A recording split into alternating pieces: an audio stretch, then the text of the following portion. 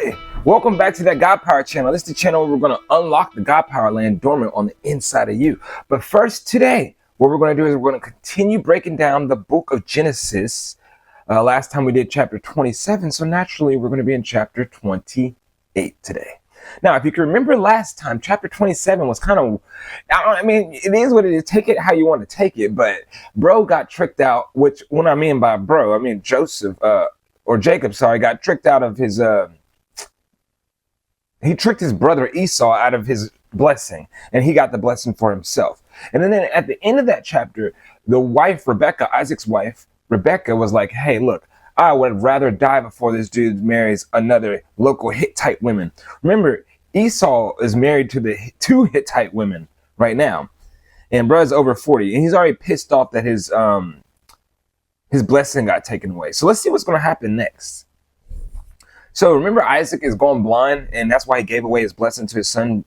He thought it was Esau, but it was Jacob. So he called for his son Jacob and blessed him and said, you must not marry any of these Canaanite women.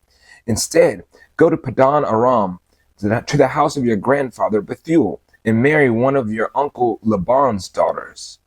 So Laban, or Laban, is the daughter of him is who Isaac is convincing Jacob to go marry one of those women. May God Almighty bless you and give you many children, and may your descendants multiply and become many nations. May God pass on to you and your descendants the blessing that he promised to Abraham. And this is how you see that same blessing going on and on and on and on in history, because they keep on passing it down. May you own this land where you are now living as a foreigner, for God gave this land to Abraham. So Abraham already had that land promised to him. And bro, one of his descendants, this is his grandchild at this point now, because Isaac is his son, and then Isaac's son is Jacob. So this is Abraham's grandkid, also Bethuel's grandkid. But either way, that land was promised to Abraham. So his descendants now are receiving that promise. So Isaac sent Jacob away, and he went to Padan Aram to stay with his uncle Laban, his mother's brother, son of Bethuel the Aramean. Esau knew that his father had blessed Jacob and sent him to Padan Aram to find a wife, and that he warned Jacob, you must not marry a Canaanite woman. He also knew that Jacob had obeyed his parents and went to Padan Aram. It was now very clear to Esau that his father did not like the local Canaanite women. So Esau, knowing that his father was probably Esau is kind of messed up in the head at this point. I wouldn't say all the way, but you got to think about his mentality. The blessing he just got tricked out of. He's trying to probably get on his father's good side by any means. He's probably trying to convince himself, why did that get taken away? Was it something that I did? Does he not like my wives? And so, knowing that his father doesn't like the Canaanite women, Esau visited his uncle Ishmael's family. Ishmael's back in the story, y'all, and married one of Ishmael's daughter in addition to the wives that he already had. So now Esau has 3 wives, one of Ishmael's daughters plus the 2 local Hittite women. His new wife's name was Mahalath, and she was sister of Nebaioth. I said that name so wrong, but you see it's on the screen. That's one of the daughters of Ishmael, Abraham's son. So he went to Uncle Ish and got a wife from there. Now he's like, yeah, dad's gonna like me now. Meanwhile, Jacob left Beersheba and traveled towards Haran. At sundown, he arrived at a good place to set up camp and stayed there for the night. Jacob found a stone to rest his head against and lay down to sleep. As he slept, he dreamt of a stairway that reached from earth all the way to heaven, and he saw angels of God going up and down the stairway.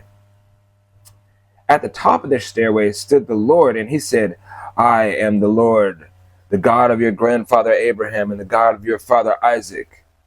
The ground you are laying on belongs to you. I am giving it to you and your descendants. Your descendants will be as numerous as the dust on the earth.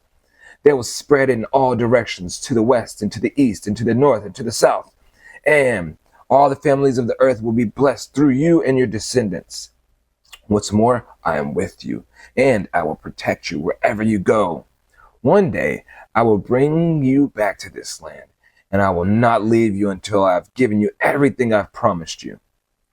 So Jacob, not only did he get the promise from his father Isaac, or the blessing, he got the exact same words that his dad got from God and that Abraham got from God. God came to them and spoke to them. This time God came to Jacob in a dream. So then Jacob woke up from his sleep and he was like, surely the Lord is in this place, and I wasn't even aware of it. But he was also afraid, and he said, what an awesome place this is. It is none other than the house of God, the very gateway to heaven. The next morning, Jacob got up early. He took that stone that he rested his head against and set it upright as a memorial pillar.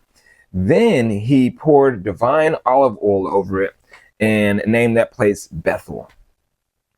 I inserted that word divine. There's no such thing as divine. It just poured olive oil on it. He named the place Bethel, which means house of God.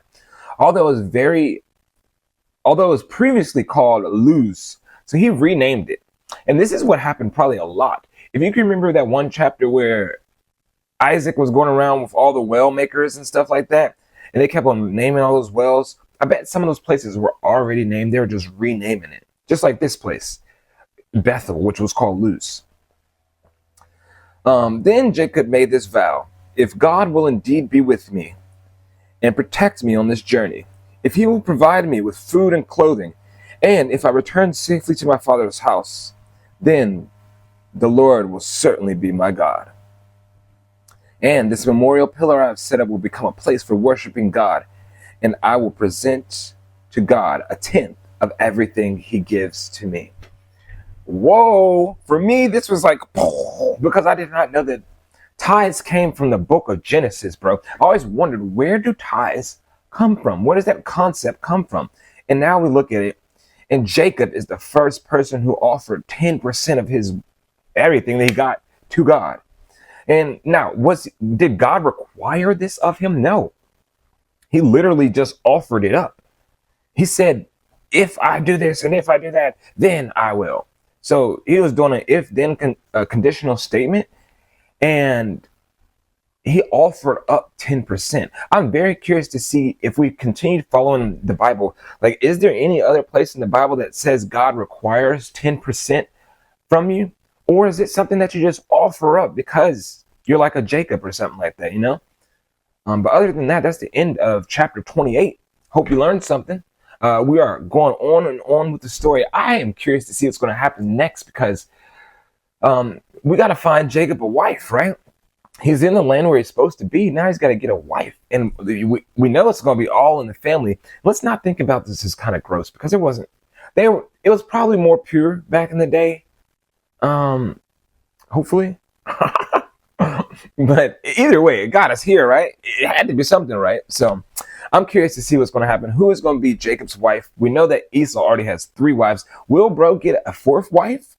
We'll see in the next episode. So thank you for joining me in chapter 28. Next time we'll break down chapter 29.